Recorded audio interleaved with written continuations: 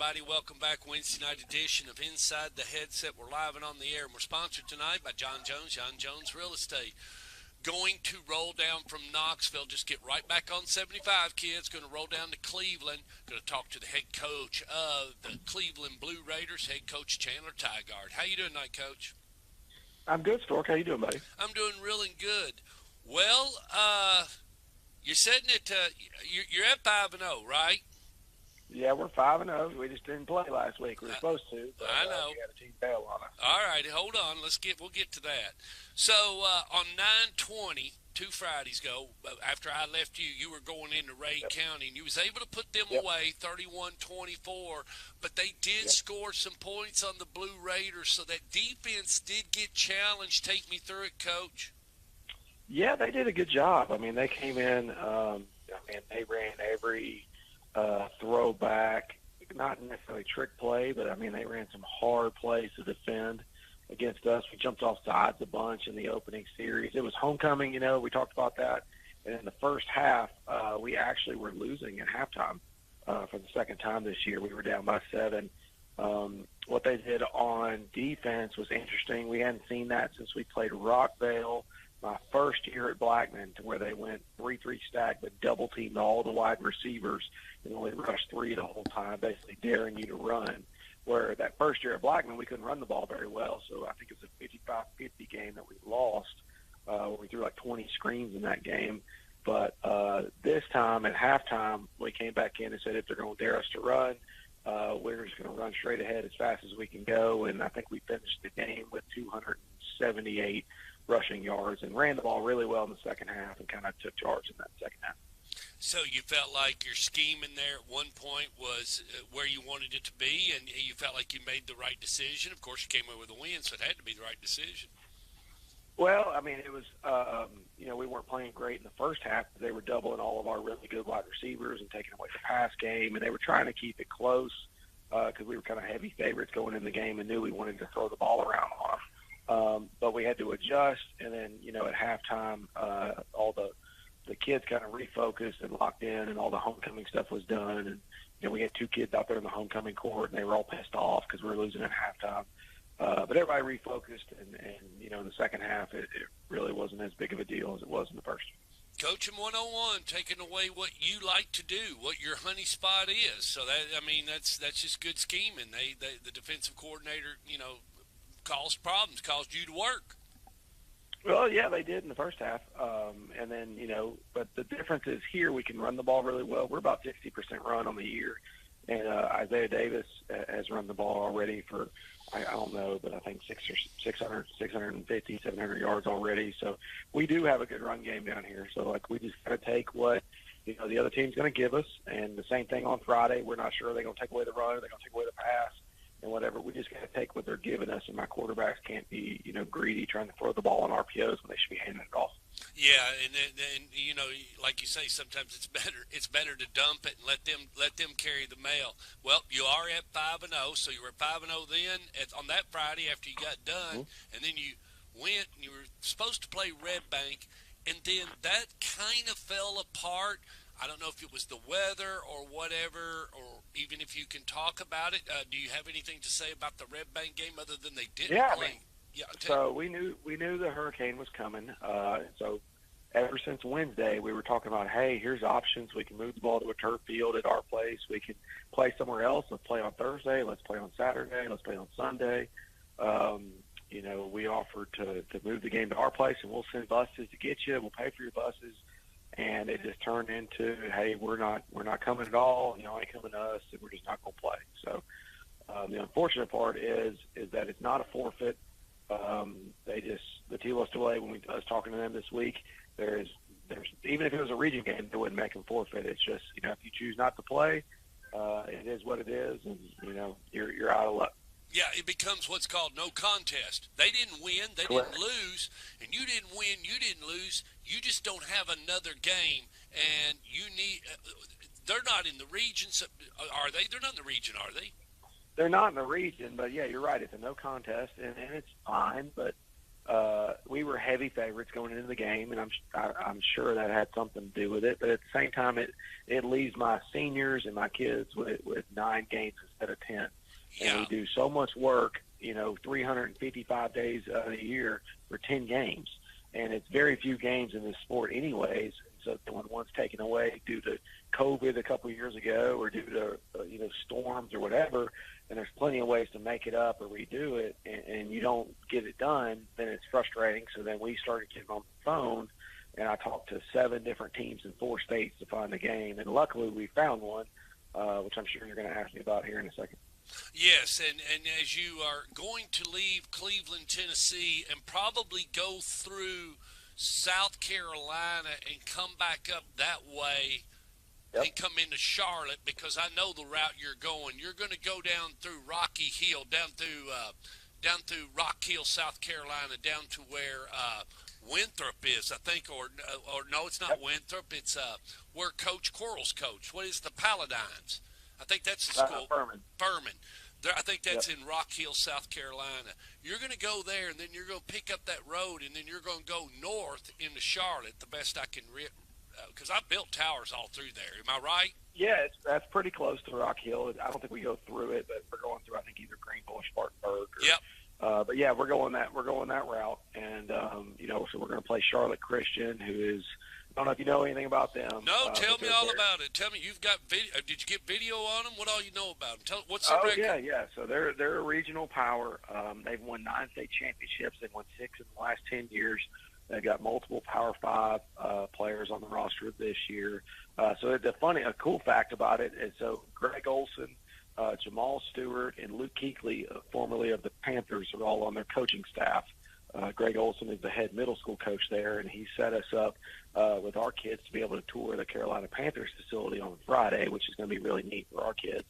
It's also the home of Steph Curry, and he graduated from there and is in the Hall of Fame there. And so they've had over 100 college players come through there, 4 NFL players, a bunch of state titles. I mean, they're very well known in North Carolina. It'd be similar to a McCallie, Baylor, Innsworth, Lipscomb type school for Tennessee.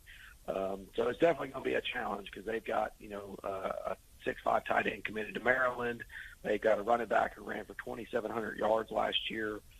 They've got a strong safety with 20 offers from Tennessee and Arkansas and everywhere else. So it's going to be a challenge for the Blue Raiders.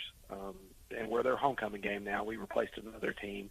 But luckily we found a game, and, we're going 6 hours away, and there's a lot of logistics. I mean, you know all about that.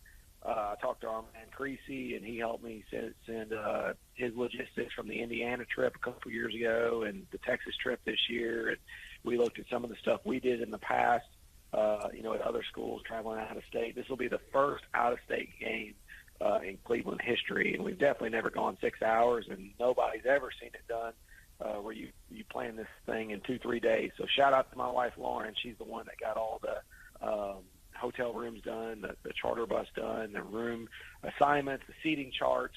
My other coaches get itineraries and meals, and it's just a whole lot of work that has to go into this thing.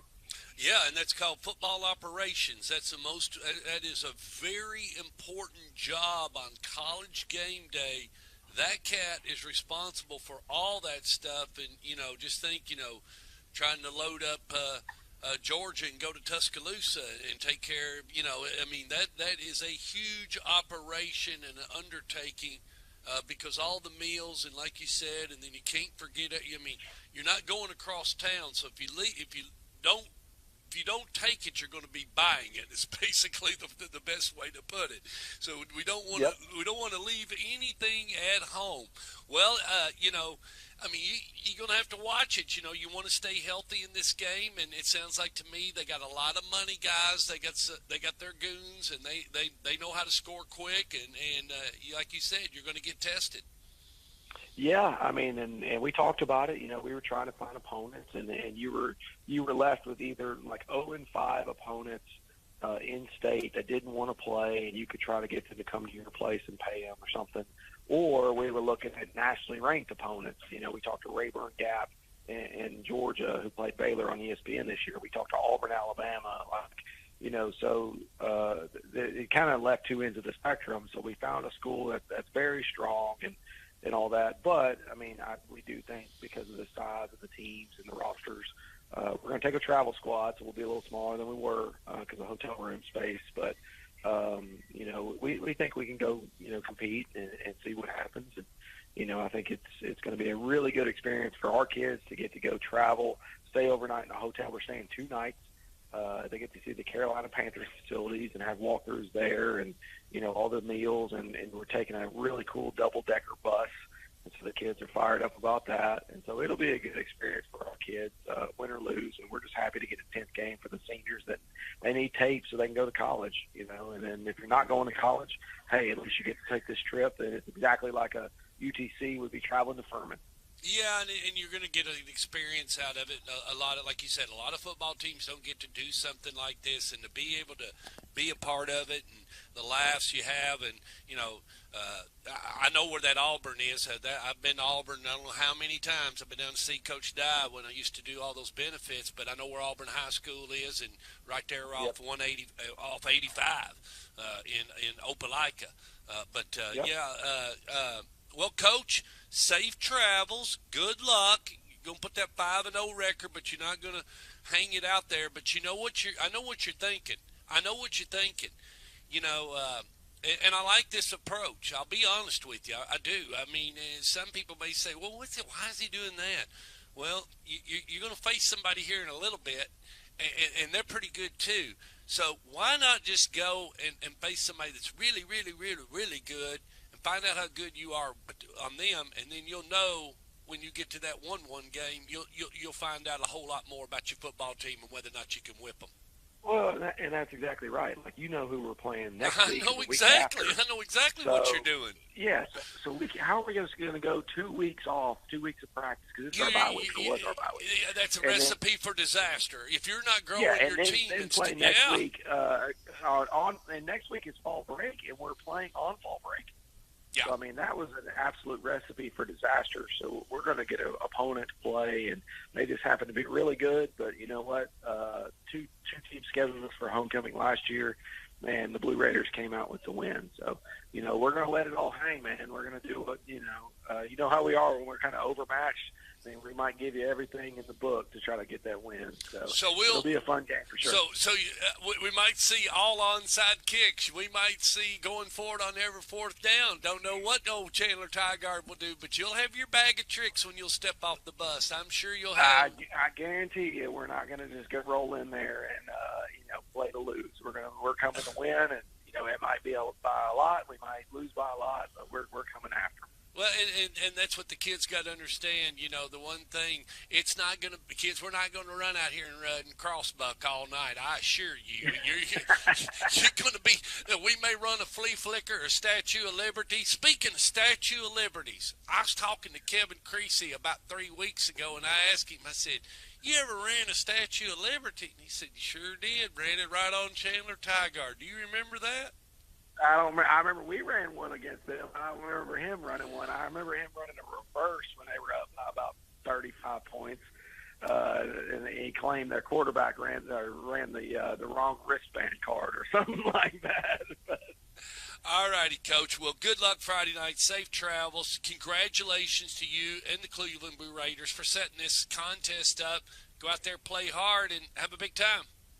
Hey, man, we're going to try to put one on for Tennessee. There's a debate on which high school football is better, Tennessee or North Carolina. It's rare for Tennessee teams to go over there, so I don't know when the last one is, but we're hoping to at least put on for our state. Hey, you really want to be challenged, and I'm begging any of you guys that want to, find a way to play Boyle County. Find a way to play that all-star team they got up there at Danville. Ain't no way that all them kids come from Danville. They running over there to I'll tell it to their face. They running over there to Lexington. They recruiting them kids. Ain't no way that many money guys over the years that they've been running that program in Boyle County. You can't get that many kids come out of that population. You can't get me. I ain't buying that turkey leg. No. In this day and age, I don't know how many people are playing with all the kids that grew up there in middle school. Well, no, but you just got to know. But anyway, they stay down there in that little old league. They won't schedule a Trinity or a Saint X or Yeah. or a male. They stay down there in that little old league and just whip everybody down there just because they got more kids. But I'd love to see them. I'd love to see them.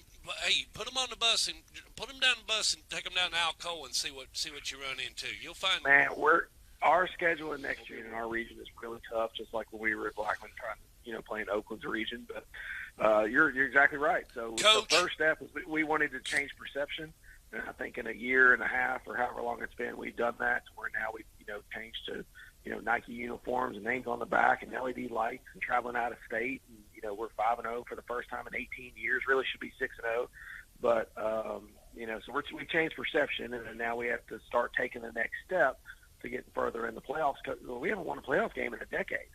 So, we have to go to North Carolina and, play well. And then later on, hopefully we can host a playoff game, or even if we're on the road, we'll be staying in a hotel at Science Hill or Dobbins Minute or somewhere like that, try to get a win. Well, Coach, I just made the biggest mistake I've made in a long time. We've been sitting here talking, and I had the screen up, and so our fans hadn't got to hear any of our interview, but I bring live and on the air head coach Chandler Tygard. So we'll start this interview over. Oh, God. I'm so sorry, but, on 9/20, Coach, you beat Ray County. Well, I got about half of it. How did I switch off? Okay, I switched off. Judy says there's a muffle. Anyway, hey, Coach, let's go back to what we were talking about, and then we'll wrap it up. Judy said somehow or another I clicked on something, and maybe I hit something and came off. But anyway, what I wanted to say is you're going to make this trip. It's going to be over to Charlotte. Your team's going to get tested, and let's just pick it up kind of right there. And we know what you're doing. You're getting ready for that game in a couple of weeks, and it's the next game. Maybe some of the fans or the faculty, staff, administration in Cleveland probably didn't understand you. Why is he frantically? But you said it already. The kids only get so many games, and if we're going to do this thing, why not do it and do it right and find the challenging team? You said earlier, you could have played a 1-5 team. Well, what good does that do? That's not preparing me. And then you're up ahead on a 1-5 team, or you're beating them, or the game runs away. And now you are playing backups, but you got to get your seniors and you got to get your money guys in, and you got to get that workout in. There's a lot of logistics at this point in time. It's not time like you think we were discussing a while ago when I hit the button to be scheduling a 1-5. You want to schedule talent. Well, honestly, we wanted to schedule anybody first, but yeah, that was the discussion. And then the only teams that wanted to play were the nationally ranked teams or the powerhouses that couldn't find anybody. And, so somebody was either going to have to take a step up, whether it was a 1-5 team or 0-5 team trying to play us, or whether it was us trying to play, a Rayburn Gap or Charlotte Christian or Auburn, Alabama or somebody like that. So we decided we're the ones that, hey, scared money don't make money. And, even though there's a big region game, next week probably for a home playoff game, we were off last week because Red Bank canceled.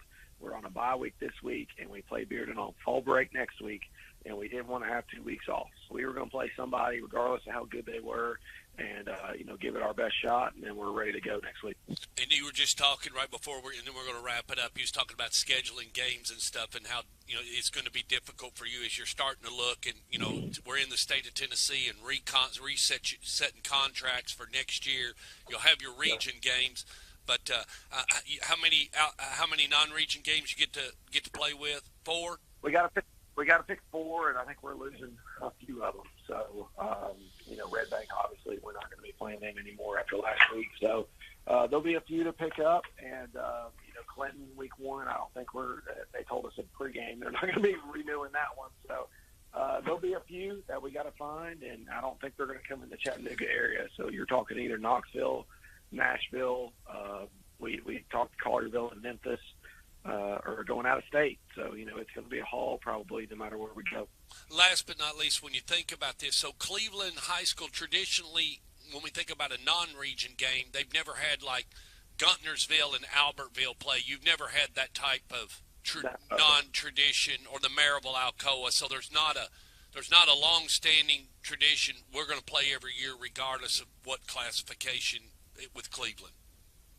No, I mean our historic rivals are Bradley Central and Walker Valley right Okay. here in the county. Yeah. Ray County and McMinn County are longtime rivals from back in the day. Ray County's kind of up in the air right now, where we will keep playing McMinn and Walker. But no, my understanding is this is the first time we've ever gone out of state, especially more than 2-3 hours. We're going 6 hours away, so that's never been done at Cleveland. That's never been done, especially on a 48-hour window.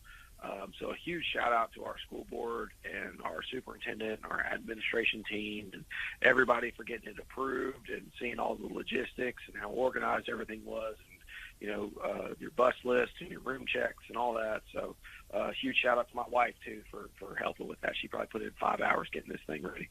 Coach, we wish you the best of luck. Come away with a win, safe travels, grow up, play hard, keep the penalties down, no turnovers, all that good stuff, and we'll talk to you next Wednesday night.